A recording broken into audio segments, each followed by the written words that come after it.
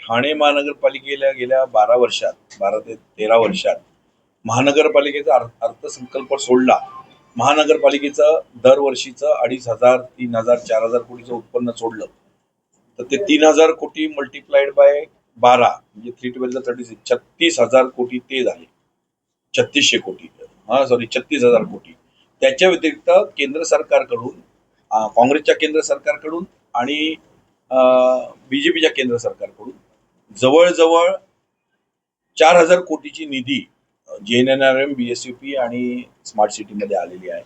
आणि त्याचबरोबर शिंदे साहेबांच्या सरकारकडून, महाराष्ट्र शासनाकडून 6,500-7,000 कोटीची निधी GR च्या द्वारे ह्या ठाणे महानगरपालिकेला गेल्या 15 वर्षात ही सर्व निधी प्राप्त झालेली आहे. तर ही जी निधी एवढी झालेली आहे, ती निधी ही आपले 36,000चा अर्थसंकल्प, त्याच्यातला समजा 500 कोटी जरी दरवर्षी स्थापत्य कामांवर पकडला, 700-800 कोटी, तर 7×12 84 ते 8,000 आणि हे आलेले 8,500 म्हणजे 15-16,000 कोटी ठाणे महानगरपालिकेला विकास कामांसाठी प्राप्त झालेले होते 12-14 वर्षात. आणि ठाणे महानगरपालिकेचं क्षेत्र पाहता मला वाटतं 35 वर्ष ही सत्ता आहे महानगरपालिका स्थापन होऊन. ठाणे महानगरपालिकेचं क्षेत्र पाहता मला वाटतं एवढ्या पैशामध्ये शांघाय झालं पाहिजे होतं, ठाणे परिपूर्ण झालं पाहिजे होतं, विकास कामांनी व्यवस्थित सेटअप बसवला गेला पाहिजे होता. आजही ठाण्यामध्ये विकास कामांचा बोजवारा उडलेला दिसतोय. विकास कामांसाठी क्लस्टर आणावं लागतंय, नांदीकृत बांधकामांसाठी. घनकचऱ्याची व्यवस्था नाहीये, घनकचरा व्यवस्थापनाची, डिस्पोजलची, विल्हेवाटाची नाही आहे. पाण्याचा प्रॉब्लेम आहे, काल पण पाणी नव्हतं, आजही तिकडे साकेतला टँकरची लाईन लागलेली आहे. वाहतूक कोंडीचा प्रॉब्लेम आहे, वाहतुकीची व्यवस्था नाही, शाळांची व्यवस्था नाही, त्या आणि आरोग्याची व्यवस्था नाही. तर या सगळ्या गोष्टी आपण पाहिल्या. एवढा पैसा आलेला आहे, तर नेमका एवढ्या पैशाचा अवयव झालेला आहे का, नियोजनबद्ध काम झालेलं आहे का, टप्प्याटप्प्यावर तपासणं फार गरजेचं आहे.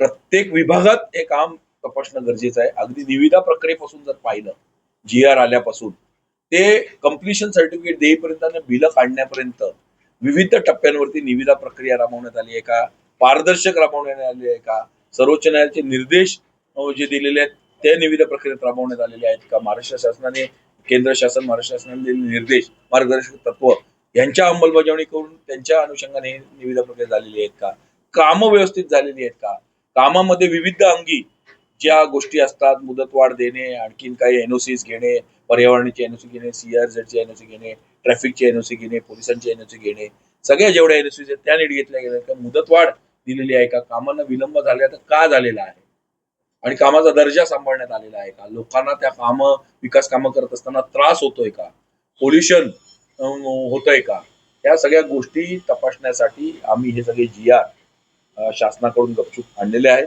देत नव्हती ठाणे महानगरपालिका आम्हाला, तर हे GR आम्ही मिळवलेले आहेत. आणि म्हणून आमचं आयुक्तांना निवेदन आहे की आपण श्वेतपत्रिका काढावी. आयुक्त चांगले आहेत, हे आयुक्त संजय सेठी नंतर खरंच असे आयुक्त भेटलेले, अभ्यासपूर्ण काम करतायत, घडी बसवून काटकसरीने काम करतायत, घडी बसवण्याचा प्रयत्न करतायत, स्वतः फिरतायत, नालेसफाई त्यांनी वेळेवर सुरू केलेली आहे, त्यांचं अभिनंदन.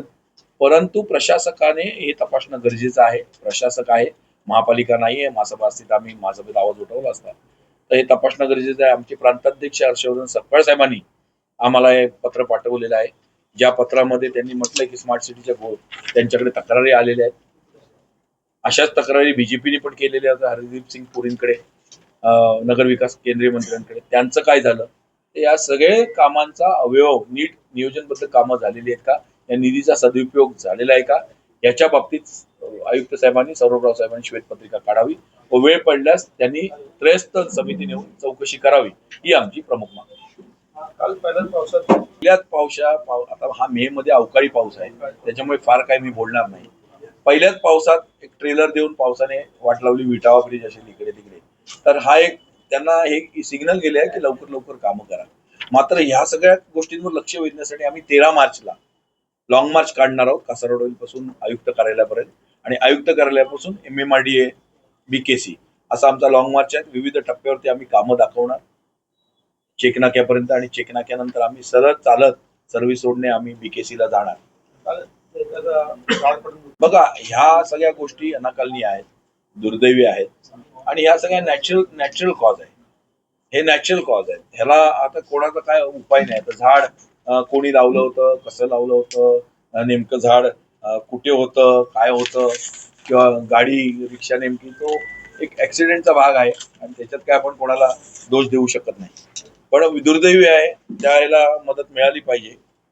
आणि टीएमसीचं ऑडिट, महानगरपालिकेचं ऑडिट झालेलं नाहीये. तर महानगरपालिकेचंही ऑडिट, या कामांचंच नव्हे तर महानगरपालिकेचं ऑडिट होणं गरजेचं आहे, ही आमची प्रमुख मागणी आहे. आम्ही सर्वजण बसलोय. मोहन तिवारी साहेब आहेत, सर्व दोन्ही प्रवक्ते आहेत, भुजबळ साहेब आहेत, राहुल पिंगळे, हे आमचे हिंदुराव गळवे, निशिकांत पुरी, इतर सर्व ब्लॉक अध्यक्ष, आमचे कार्यकर्ते महेंद्र म्हात्रे, प्रसाद पाटील, सर्व जण बसलेत, सर्व ब्लॉक अध्यक्ष माझे बसले.